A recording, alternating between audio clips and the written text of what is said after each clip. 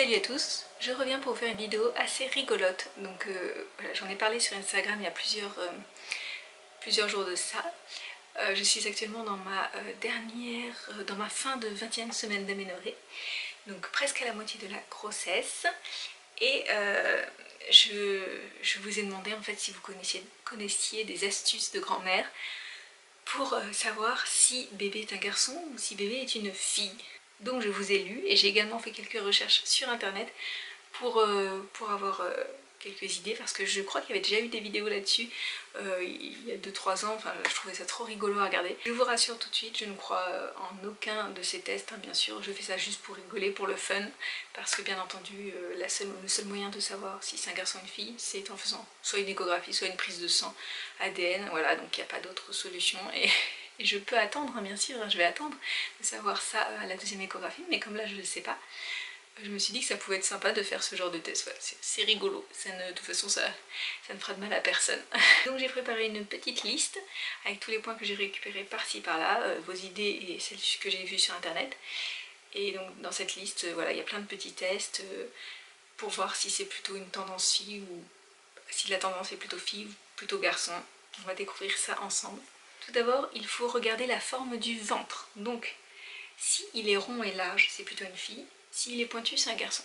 Alors, je vous avoue, bien sûr, comme je vous l'ai dit, je ne crois pas du tout à ces idées qui sont complètement fondées sur aucun fait scientifique. Donc voilà, je vais pas dire ah oui c'est vrai, c'est ça, etc. juste parce que voilà, d'expérience, j'ai vécu des choses similaires.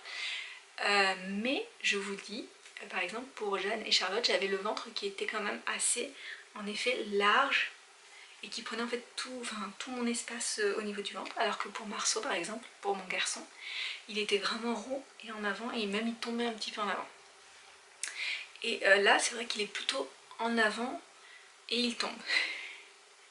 Donc je ne sais pas si ça veut dire que c'est un garçon, mais en tout cas, ça ressemble plus à la forme du ventre que j'avais pour mon fils. Donc à voir si c'est vrai ou pas. On verra bien. Ensuite, par rapport à la beauté, donc il est dit que si on a des boutons, de l'acné et tout ça, des cernes, c'est que c'est une fille, parce que soi-disant la fille volerait la beauté à sa maman.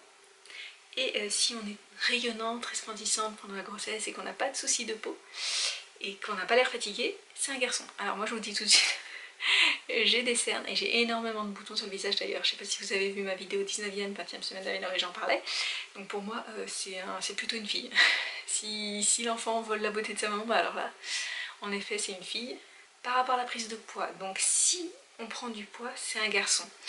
Alors, comme je vous l'ai dit, d'expérience, donc ça n'a aucune valeur concrète, c'est juste mon expérience, un partage. Pour ma première, j'ai pris beaucoup de poids, et c'était une fille. Deuxième, garçon, j'ai perdu du poids. Surtout au début, j'en ai gagné genre 1 ou 2, enfin j'ai pas pris beaucoup de kilos pendant ma grossesse. Pour ma troisième, j'avais pris du poids, c'était une fille. Et là, je n'ai pas encore pris de poids, donc c'était limite à en perdre au premier trimestre, donc je ne sais pas.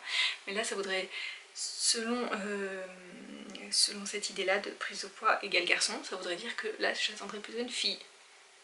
L'alimentation, donc si j'ai plus envie de sucré, c'est une fille, si j'ai plus envie de salé, c'est un garçon.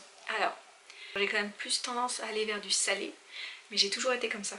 Donc par contre c'est vrai que j'ai toujours des envies de chocolat, donc je ne saurais dire fille garçon, honnêtement là je ne sais pas comment me positionner. Est-ce qu'il faut d'abord que je dise, vu que ma tendance générale c'est plutôt salé, à part pour le chocolat, on va dire salé du coup, donc salé ça veut dire que ce serait plutôt un garçon.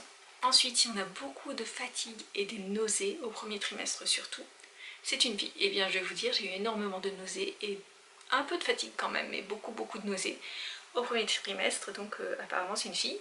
Pour l'humeur, si on est plutôt mélancolique et qu'on est lourde à gauche, alors je sais pas trop ce que ça veut dire, mais si on est lourde à gauche, c'est un garçon. Et si on est plutôt d'humeur joyeuse et qu'on est lourde à droite, c'est une fille. Alors je vous avoue que moi je suis plutôt entre mélancolique et joyeuse, ça dépend. Parfois je me sens un petit peu triste, sans raison, et parfois je suis de waouh, je suis enceinte, trop bien. Oui, c'est un bonheur, mais parfois je sais pas pourquoi j'ai des petites sautes d'humeur. Et par contre je me sens effectivement plus lourde du côté gauche, surtout quand je vais dormir en fait, j'ai du mal à m'endormir sur le côté gauche en fait. Donc ce serait donc un garçon. Pour le moment la tendance c'est fille garçon c'est pas trop. Ensuite à propos de la libido, donc s'il y a une baisse de libido c'est un garçon, et s'il y a un surplus de libido c'est une fille. Donc moi je vous avoue que c'est entre les deux, ça dépend des moments. Donc fille, garçon, là je pourrais pas vous dire non plus. À propos du corps, donc on a une partie sur les poils des jambes, oui tout à fait, c'est tellement waouh très intéressant. Donc si la pousse des poils des jambes est rapide, c'est un garçon, et si la pousse des poils des jambes est lente, c'est une fille. Alors honnêtement, je trouve que c'est plus lent que d'habitude. J'ai l'impression que voilà, c'est plus lent, donc ce serait une fille. Ça va être très difficile de déterminer le sexe comme ça, hein, parce que j'ai l'impression que c'est soit l'un soit l'autre, mais tout le temps, quoi. Enfin c'est du 50-50 de toute façon.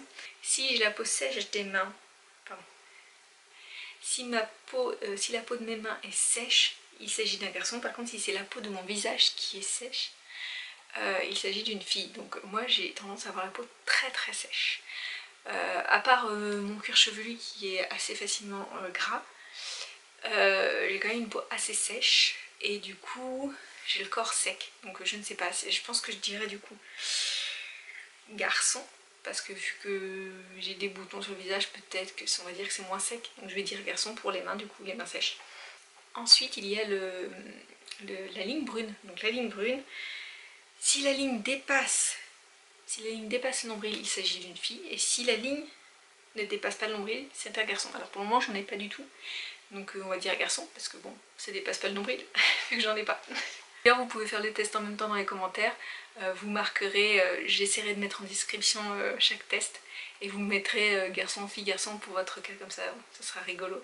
Ensuite il fallait se référer au tableau chinois, donc bon, je pense que toute femme enceinte qui a fait des recherches sur comment savoir le sexe de bébé avant l'échographie a dû tomber sur ce tableau. Qu'on y croit ou pas, c'est rigolo à faire. Moi je vous avoue, pour mes autres grossesses ça a marché parfois et parfois non, donc voilà. C'est random mais c'est rigolo à faire. Donc le tableau chinois, ça veut dire que on regarde la ligne du mois de conception et la ligne de l'âge au moment de la conception de la femme, enfin, l'âge de la femme au moment de la conception. Ainsi on peut savoir s'il s'agit du coup d'une fille ou d'un garçon.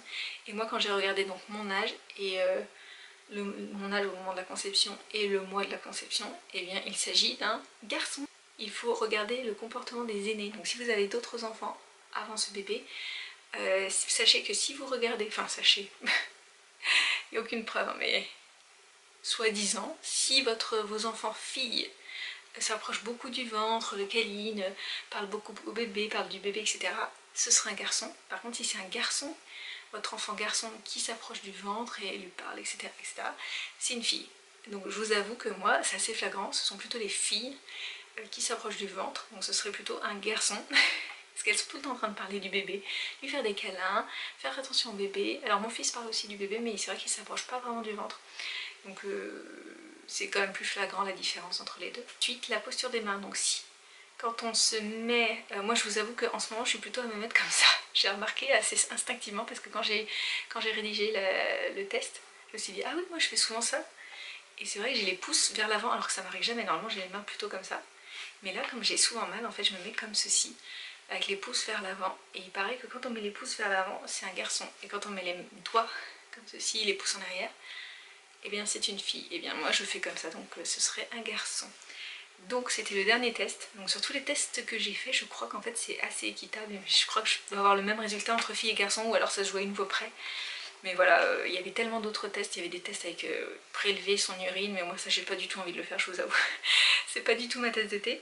Il y avait d'autres choses avec la lune, mais je vous avoue que je me suis dit, j'y crois déjà pas, alors si c'est pour m'embarquer dans des trucs de lune, de machin, c'est pas la peine. C'était rigolo à faire quand même. Donc n'hésitez pas à partager vos résultats aussi dans les commentaires. J'espère que la vidéo vous a plu, je vous fais des bisous et je vous dis à très bientôt dans une prochaine vidéo. Salut!